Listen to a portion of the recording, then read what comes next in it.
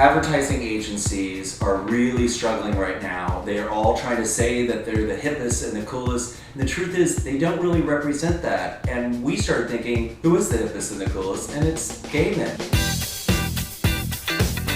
Michael and I met when I used to own my own ad agency, and we totally hit each other off. What's the line? Hit it off. Michael, you are so handsome. Oh, you guys. Say it again. You really are. Shut up and let me go. This hurts, I tell you so. Years later, we're both living in New York, and we were introduced by a mutual friend. He was still in the closet, so I was hell-bent on getting him out of the closet. So literally invited him and some other friends up to my house in the country, and we called it the country outing, and we forced David out of the closet. Right. And late that evening, I was definitely out.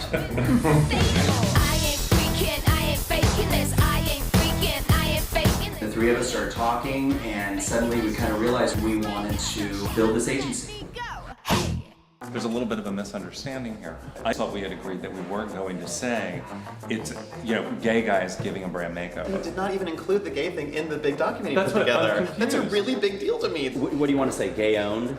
You take that away, and it's another agency. There was definitely an understanding that what we wanted to bring was a hipper, more modern, what gay men are in urban areas, and we want to take that to brands that are tired, brand makeover. Obviously, it's a gay experience. How obviously? Because we're gonna wear like feathered boas and wear chair t-shirts? Nobody does. Maybe you do. I don't wear a feather No, boa. that's why we've had this debate for months. And the three of us in a meeting are like, whoa, that's what you're doing. Okay, so why are you even involved in the conversation? Forget about it.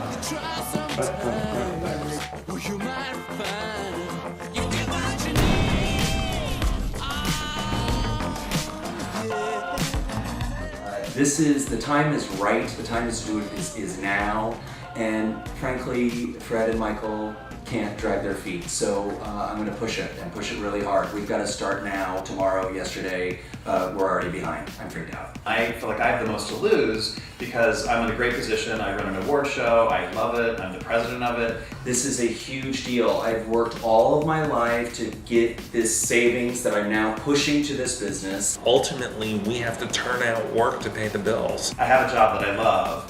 David doesn't have a job at all, and Michael's in a job that he hates. Our life savings are on the line. I know my life savings are on the line. If it doesn't work out, then I don't know where I am. I'm kind of a wreck about it. I mean, if this doesn't work out, well, honestly, we don't have a choice. It has to work out. I'm scared to death, because guess what? I can't fail. This is another policy I want to put in place. We cannot become the people who are always late. I know. Okay. I totally agree. Who was on time today? David, because he lives there. Yeah, Me, exactly. early. Where were you? I was there Hello? 10:30. You were an hour No, I late. said 10. You said 10:30. She is going to be freaked out. Should we be looking for a taxi? You got.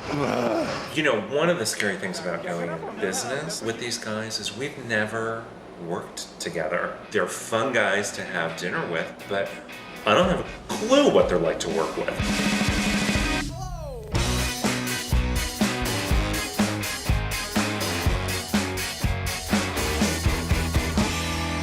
So I've known Ashley for a long time at another agency, and she was very excited about bringing her new product to us. I'm not sure if you're familiar with it. Tang is my new product, but it hasn't evolved in the past, 50 years or so.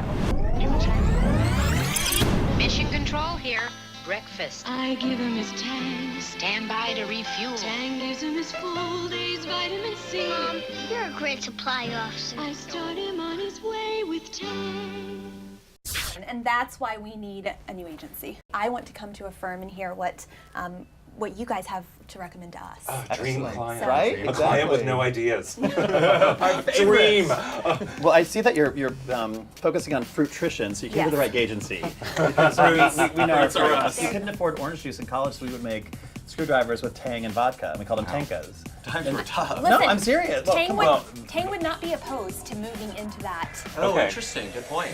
I think it's an incredible thing. Fred puts these two products together, vodka and Tang. Who would have thought of that? I mean, you can fly a man on the moon on Tang and throw a little vodka and suddenly he's winning at the bar scenes. What if we Yes. came back to you and said, we thought about this, but we don't actually think you should do an ad campaign?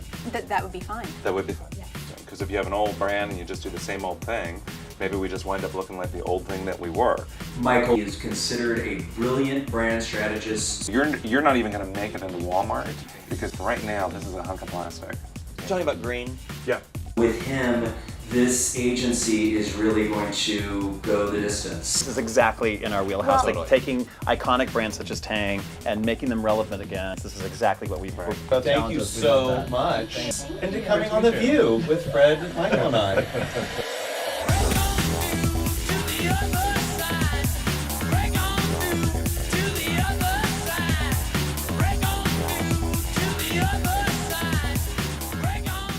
Hi, Simone. How are you? Nice to see you. Mwah. Come on in.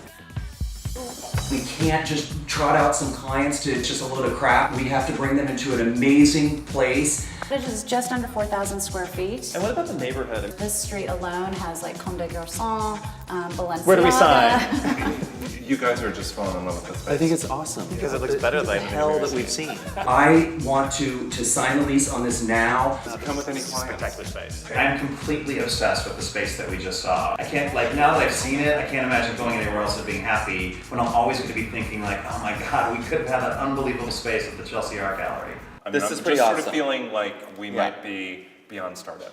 Well, we can talk about this later, but I mean, we have to like have a space that represents what we're all about. So.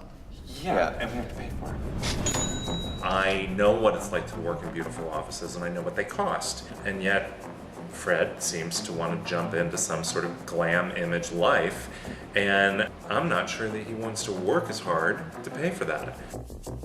Michael just needs to back off the money thing. He needs to take a giant chill pill and just realize that this is going to pay for itself over time.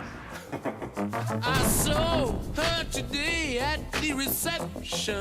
I get it, it's expensive, I understand that, the space is expensive, it is probably a little bit over the top. Fred and David are pushing for the fancy of fanciest everything. It's time to really open up these doors, it's going to be a beautiful space, and if Michael doesn't understand this, then he and I are going to have an issue, definitely having an issue. We have to get this space. I can't make that any more clear. I sometimes wonder whether Fred even likes me. Whenever there's a dynamic of three people doing anything together, it tends to like be 2-on-1. That's just the way things happen. So as long as it's us two on his one, I'm fine with it. I just don't want you guys ganging up on me. He's going to be furious. Who? Michael. Okay.